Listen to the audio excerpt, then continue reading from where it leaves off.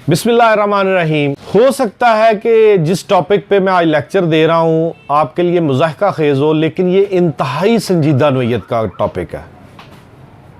यकीन माने कि ये इंतहाई संजीदा नोयत का टॉपिक है। फैमिली लॉज 90% जो है वो औरत के हक में है। मैं ये नहीं कहता कि गलत है, लेकिन साइमल्टेनियसली मोर देन 90% जो मेल मेंबर हैं, मर्द हैं, उनको अपने हकूक के बारे में पता ही नहीं। वो पिसते हैं, परेशान रहते हैं, वो अपनी बीवियों के हाथों ब्लैकमेल होते हैं। मैं सबकी बात नहीं कर रहा, एक्सेप्शनल केसेस हैं। उनको अपने राइट्स का ही नहीं पता।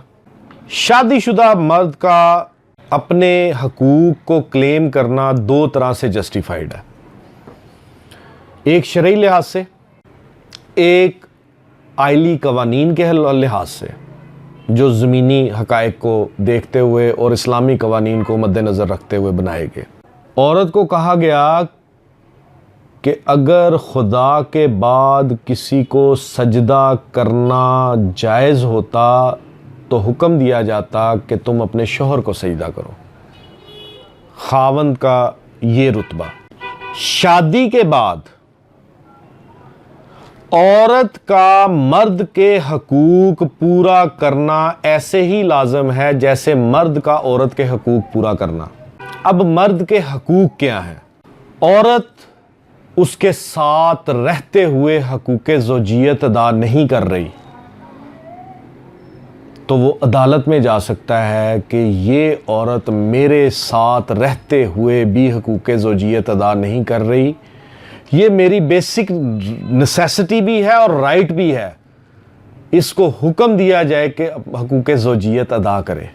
Suit for restitution of conjugal rights. लोगों में ये कॉन्सेप्ट है कि बीवी नाराज होकर चली जाए तो फिर ही हम अदालत में जा सकते हैं, उधर रहते हुए जितना मर्जी तंग करें हम अदालत में नहीं जा सकते।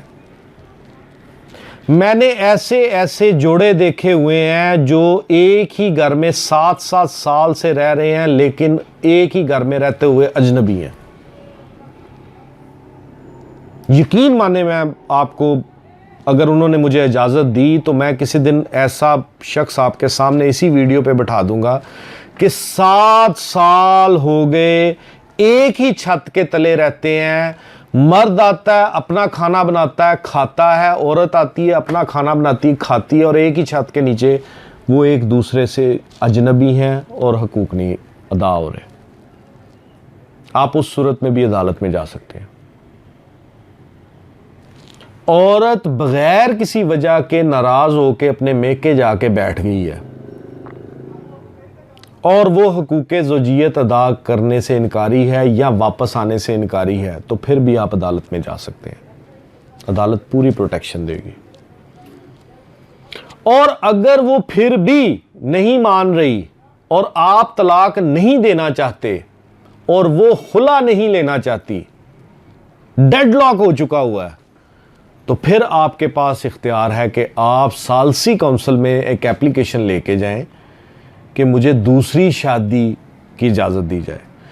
आल्दो हमारे माशरे में 99% ये एक डेटरेंस होता है, कभी मैं दूसरी शादी करने लगा हूँ। अगर मैंने तलाक देनी नहीं, तुमने खुला लेना नहीं, तुमने आके मेरे साथ बसना नहीं है, हकूक ज़ौजियत अदा नहीं करने, तो मैं दूसरी शादी की इजाज़त नहीं लगा। सालसी काउंसिल दोनों को बुलाएगी, देखेगी, परखेगी, डेडलॉक देखेगी, वो कहेगी जाओ भी दूसरी शादी कर लो।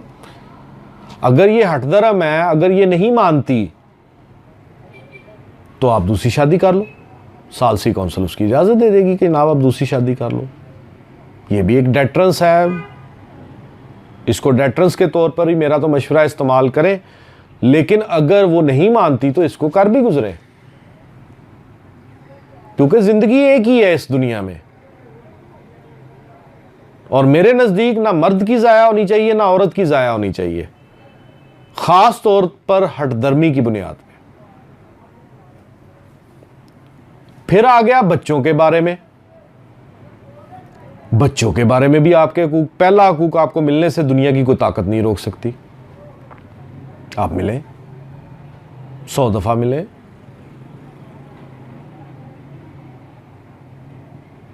थोड़ा सा कोर्ट शेड्यूल मुकर्रर कर देती है, उसके मुताबिक मिलना पड़ता है, लेकिन मिले, मिलने से नहीं रोक सकता। लेकिन अगर आप पिसे हुए मर्द हैं, आप मुतासरा फ्रीक हैं, तो आप अदालत में साबित कर सकते हैं। माइन्यूटली चेक करें। जनरल कंसेप्शन यही है, 7 साल बेटा और बलूगत तक बेटी बाप को नहीं मिलेगी। जनरल कंसेप्शन यही है, लेकिन इस चीज की एक्सेप्शंस भी मौजूद हैं।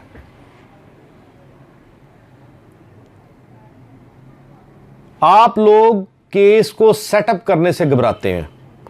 अगर आप केस को प्रॉपर तरीके से अक्लमंदी से सेटअप करें और इसको प्रेजेंट करें और झूठ पर मबनी ना हो, तो आप इस पॉइंट पे भी बच्चे आपको मिल सकते हैं कि ये औरत मेरे खिलाफ इन मासूम बच्चों को पॉइजन कर रही है। इस एक पॉइंट पे भी बच्चे आपको मिल सकते हैं परमानेंटली, क्योंकि वेलफेयर ऑफ द माइनर, ये अगेंस्ट द वेलफेयर है कि अगर आप बच्चों को पॉइजन कर रहे हैं, बाप के पास है तो मां के खिलाफ पॉइजन कर रहा है, मां के पास है तो बाप के खिलाफ पॉइजन करता है, और ये चीज आप साबित कर दें। आजकल तो मीडिया का दौर है, हर बंदे के पास मोबाइल है, हर बंदे के पास जनाब, आप मर्द हैं या औरत हैं, जो भी हैं, आप दोनों की नाचाकी से पहले, यानी कि नाचाकी से पहले आप दोनों खुशो खुरम एक ही घर में रह रहे हैं। आपके पास वीडियोस होंगी बच्चों के साथ, बच्चे आपके साथ अटैच हैं, ये है वो है, सारा कुछ है।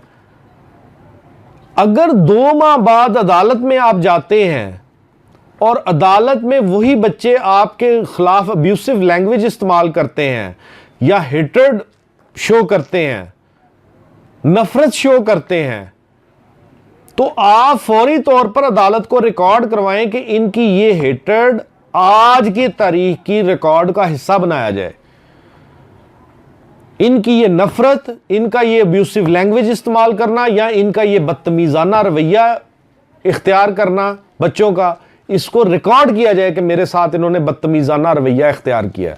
क्योंकि मैं आपको ये साबित करूंगा कि ये बच्चे मेरे साथ इतने अटैच थे कि उतने मां के साथ अटैच नहीं थे, या मां कहेगी कि मेरे साथ इतने बच्चे अटैच थे कि बाप के साथ अटैच नहीं थे।